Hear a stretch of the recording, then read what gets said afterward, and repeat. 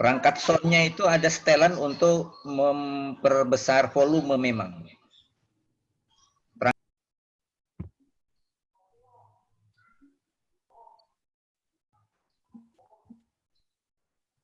Halo Bu. Oke, Bu Yulan, masih terdengar sangat kecil suaranya, Bu Yulan. Itu berbeda-beda Dengan anak di bawah usianya atau teman yang bisa menerima dia. Monggo Bu Laili. Oke, sebenarnya ini kayaknya pertanyaan buat Bu Yulan ya, atau Pak Dr. Asep. Nggak apa-apa, nanti bisa dilengkapi Bu Yulan ya. Pada prinsipnya, baik anak ABK maupun anak yang bukan ABK, sama saja kalau mendapat perlakuan tidak enak, pasti efeknya negatif ke konsep dirinya ya. Jadi sebisa mungkin lingkungan mengedukasi tidak hanya anak berkebutuhan khususnya, akan tetapi juga orang-orang di sekitarnya. Itulah kenapa dalam dunia pendidikan kita mengenal trisentra pendidikan ya, ada peserta didik atau anak berkebutuhan khusus, ada pemerintah dan keluarga atau orang tua. Nah, tiga ini harus bekerja sama bagaimana menyediakan lingkungan yang sehat. Lingkungan yang sehat itu yang bebas dari kekerasan fisik maupun mental ya. Jadi anak ABK maupun bukan ABK kalau mendapat perlakuan nggak enak ya pasti efeknya buruk. Akan tetapi selalu menjaga anak secara umum dari bulian itu juga kurang bagus. Jadi kalau saya pribadi lebih memilih bagaimana kita menguatkan anak ini. Jadi jangan diproteksi berlebihan, jangan isolasi dari lingkungan, akan tetapi kita yang harus menguatkan konsep diri atau kepercayaan dari dalam anak itu. Sehingga menghadapi perlakuan dari apapun dari lingkungan dia siap gitu ya. Mungkin bisa dilengkapi Ibu Yulan atau Dokter Asep, ya.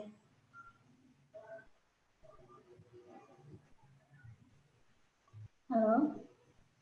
Silakan Bu Yulan, kan Bu Yulan lebih muda. Bapak. Atur nuhun Bapak. Ya, untuk tadi pertanyaan tentang bullying ya Ibu ya. Ini banyak sekali anak berkebutuhan khusus yang mendapat perlakuan seperti ini. Banyak sekali.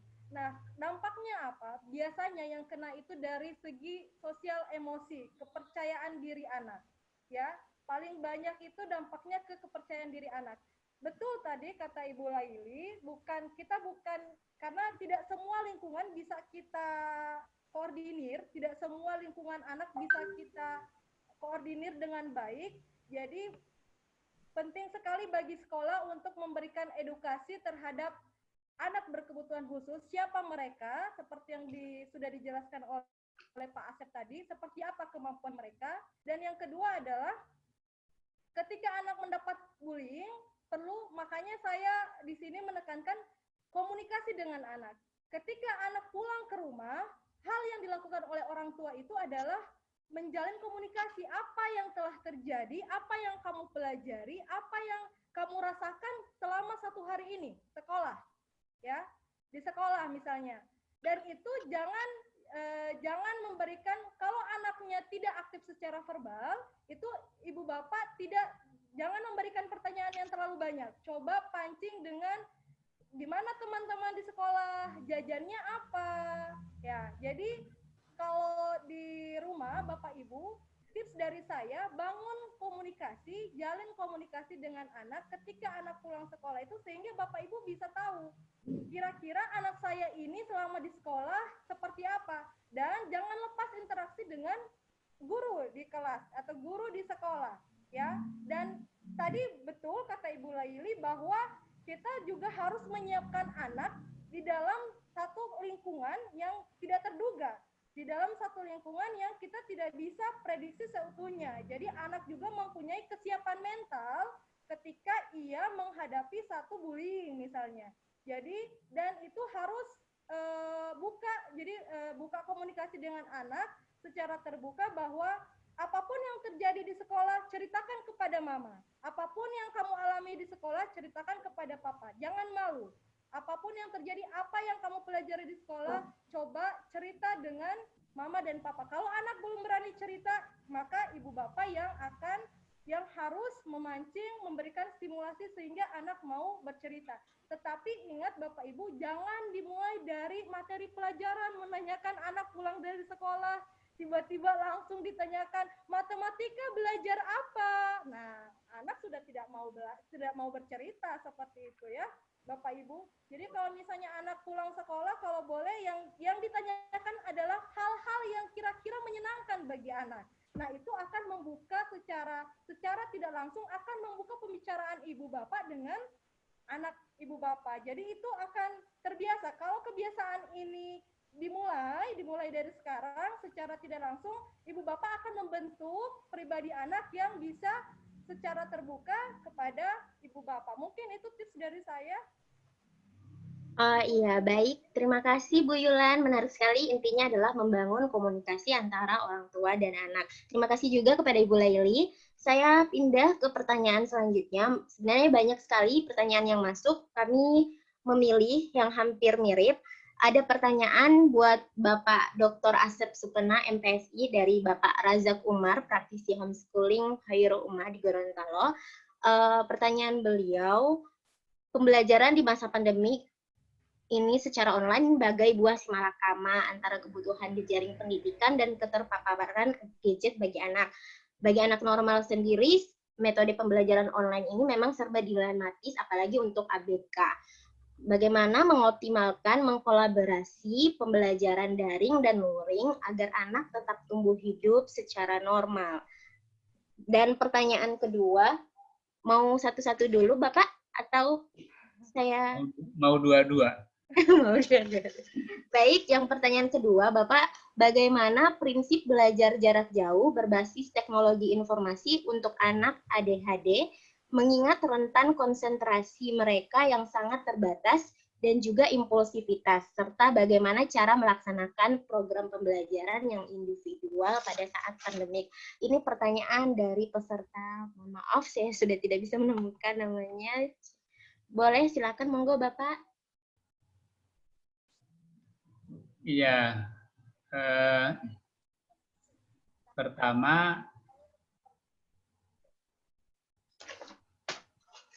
prinsip pertama yang harus dipahami adalah bahwa belajar jarak jauh untuk ABK itu kekuatan pendukung utama adalah kerjasama dengan pihak orang tua. Itu tidak ada pilihan, itu faktor utama ya. Karena kalau tidak ada kerjasama dengan orang tua, kemungkinannya memang tidak efektif ya. Jadi saya kemarin wawancara dengan salah satu guru di SLB yang menangani anak tunagrahita ya, hambatan intelektual. Termasuk juga dengan salah satu GPK di sekolah inklusif yang juga menangani anak tunagrahita. Pertanyaan saya sederhana sebenarnya. Menurut Anda efektif enggak gitu kan belajar jarak jauh tuh anak-anak tunagrahita itu? Jawabannya kurang efektif memang. Jawabannya kurang efektif. Kenapa kurang efektif? Karena secara teori anak-anak berkebutuhan khusus itu untuk mengalami pendidikan yang optimal itu butuh kontak langsung. Artinya butuh pendampingan secara langsung, butuh pembimbingan secara langsung, butuh tatap muka, butuh komunikasi, butuh pengarahan. Kan.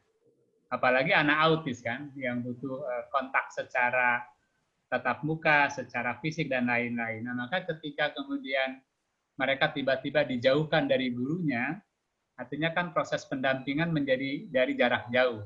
Nah, maka kata kuncinya adalah mereka mengatakan memang menjadi kurang efektif. Nah, kemudian bagaimana solusinya kan begitu? Bagaimana solusinya? Ya tidak ada pilihan lain, memberdayakan orang tua.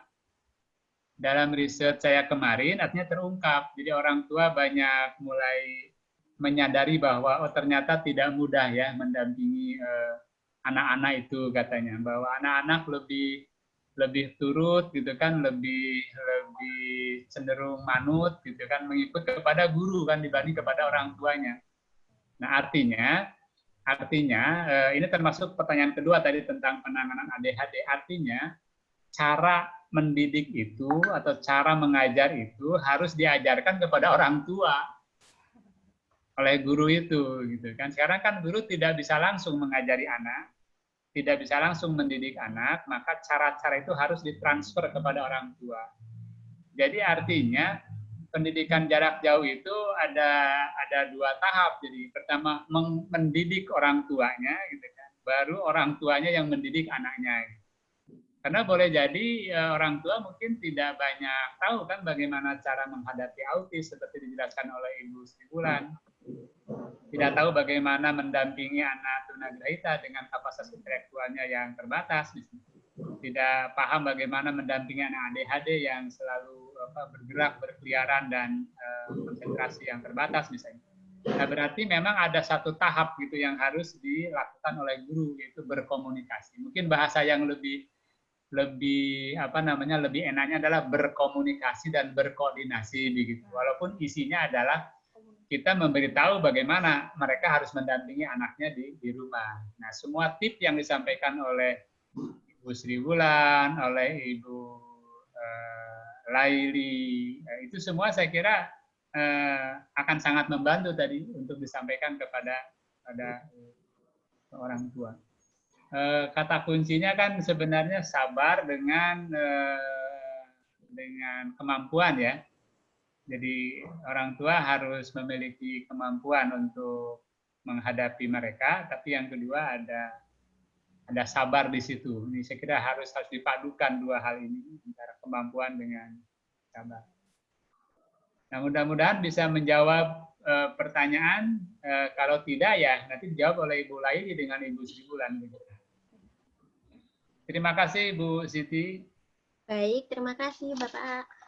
Jadi memang harus diperhatikan dua hal, bagaimana mendidik orang tuanya dulu, baru kemudian orang tua bisa menerapkan itu pembelajaran yang memang benar-benar sesuai dengan anak berkebutuhan khusus yang mereka miliki. Kemudian kita masuk pada pertanyaan selanjutnya, mungkin ini bisa ditujukan kepada Ibu Dr. Sitria Salim Utina dan Ibu Laili Hidayati. Pertanyaannya, bagaimana cara kita menyikapi pandangan dari masyarakat tentang ABK yang kadang mereka tidak menerima dan kadang juga mereka menghina kondisinya. Terkadang juga ada anak ABK yang didaftarkan di sekolah, namun lembaga juga menolak apabila ada siswa ABK yang mendaftar, karena ada orang tua siswa yang tidak setuju jika ada ABK yang bersekolah di lembaga tersebut. Silakan monggo Bu Dr. Sitria Salim Utina dan Ibu Laili. Mungkin ke Ibu Dr. Sitria dulu. Baik, terima kasih Bu Siti. Bagaimana pandangan masyarakat ya tentang ABK, bagaimana kita menyikapi pandangan masyarakat? Memang kita tidak bisa pasang badan di sini. Kita tidak bisa ketika ada masyarakat yang memandang rendah, menghina anak kita tidak bisa langsung marah, tidak bisa kita langsung ceramahi. Ya kita pasang mental aja sini, Pak. Makanya anak berkebutuhan khusus, orang tua yang memiliki anak berkebutuhan khusus itu orang tua pilihan, orang tua yang memiliki tingkat kesabaran. Jadi kita sabar aja, Bu, Bapak Ibu yang memiliki anak berkebutuhan khusus, sudah tidak bisa kita larang jika ada masyarakat yang memandang lain anak kita, karena memang anak kita berbeda dari yang lain. Apalagi kalau kita memiliki anak yang hiperaktif, ya pasti akan banyak mendapat serangan daripada orang tua. Oh, anak saya kok lagi diam, lagi manis, kenapa tiba-tiba dipukul oleh anak kamu, gitu kan? Ada perasaan, ada kejengkelan seperti itu. Tapi kita dipilih untuk merawat anak ini sebagai suatu bentuk ya bahwa tidak ada yang sia-sia yang Allah beri pada kita. Jadi masyarakat memandang lain anak kita itu hal yang wajar. Hanya mereka belum tahu aja bahwa memiliki anak berkebutuhan khusus itu adalah suatu hal yang luar biasa, hal yang istimewa. Dan tidak perlu kita jelasin Bapak Ibu ke masyarakat luas bahwa ini anak saya tidak boleh dikasih itu, jangan, karena mereka tidak akan paham.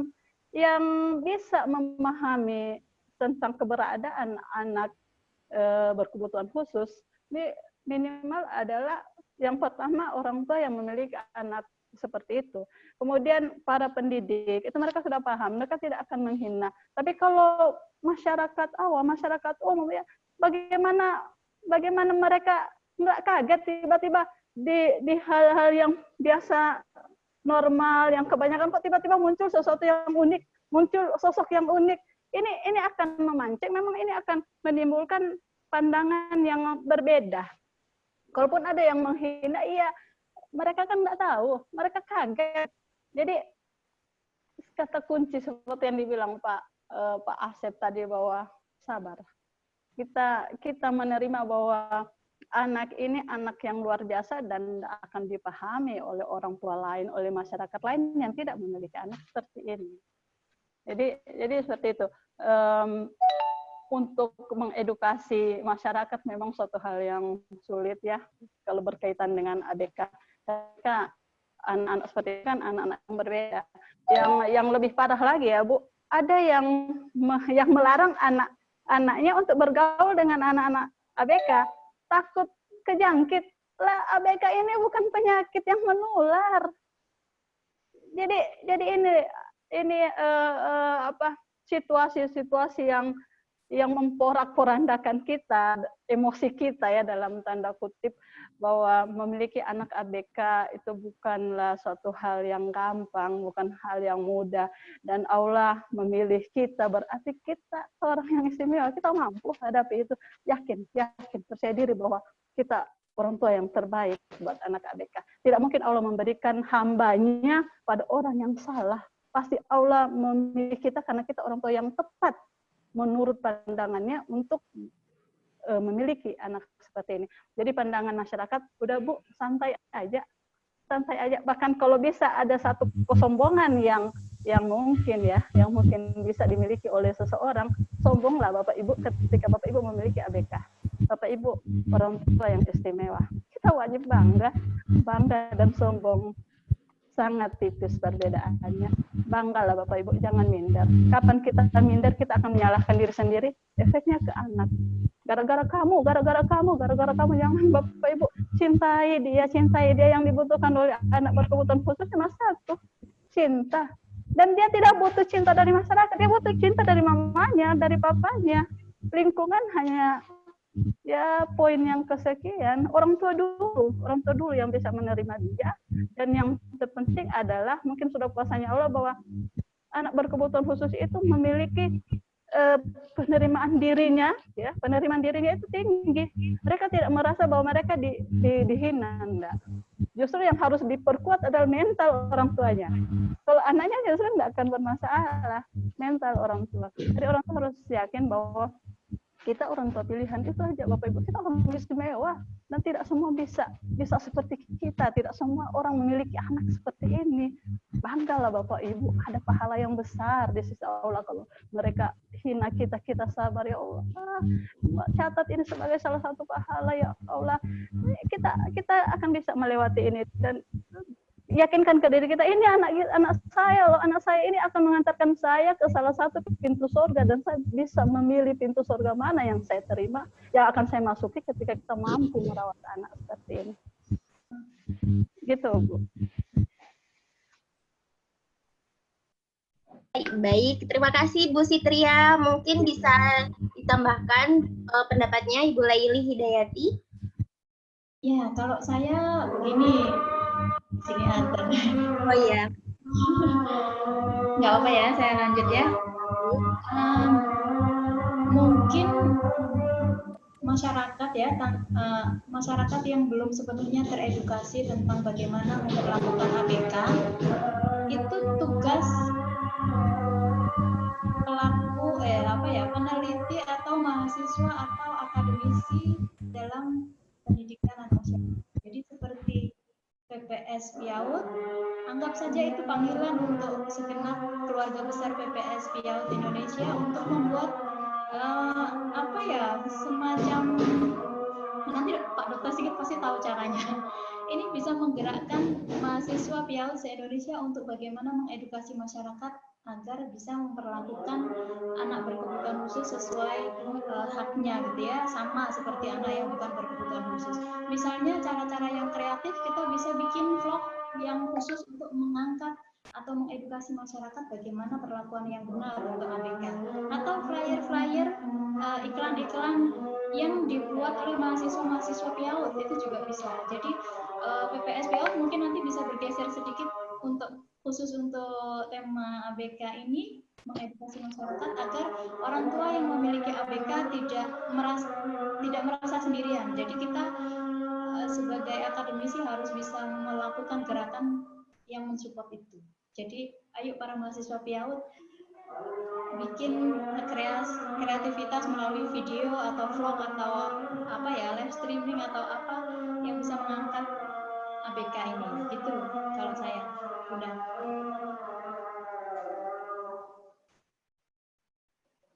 Ya, baik. Terima kasih Bu Laili Hidayati. Yang jelas adalah orang tua harus bisa menerima dan pasang badan ya Bu Sitri ya. Dan kemudian tugas kita para akademisi, para mahasiswa untuk bisa kemudian mengangkat isu-isu anak berkebutuhan khusus, apalagi di sini sudah banyak menjamur PAUD-PAUD inklusi yang menerima anak berkebutuhan khusus di sekolah mereka masing-masing. Baik, saya lanjut kepada pertanyaan terakhir. Pertanyaan terakhir mungkin bisa ditujukan kepada Ibu Yulan Umar dan Bapak Asep. Apakah dari Ibu Marina Pakaya, apakah ada terapi khusus atau cara menyembuhkannya buat anak berkebutuhan khusus? Karena ada keponakan beliau akibat salah suntik menjadi panas tinggi, kemudian saran dari orang-orang bahwa terapi lumba-lumba itu, apakah ini sudah pernah diteliti oleh para psikolog atau belum? Terima kasih, bagus buat anak berkebutuhan khusus. Memang, apakah ini sudah pernah diteliti oleh para psikolog atau belum? Jadi ada keponakan beliau yang berkebutuhan khusus, kemudian disuntik dan akhirnya panas tinggi.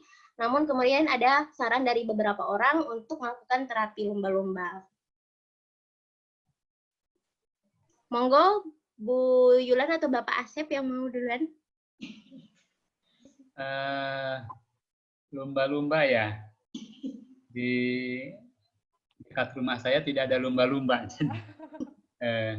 Jadi begini, terus terang saya belum mendapati tulisan hasil penelitian tentang bagaimana dampak penggunaan lumba-lumba gitu ya sebagai terapi untuk anak autis maupun untuk jenis yang lain.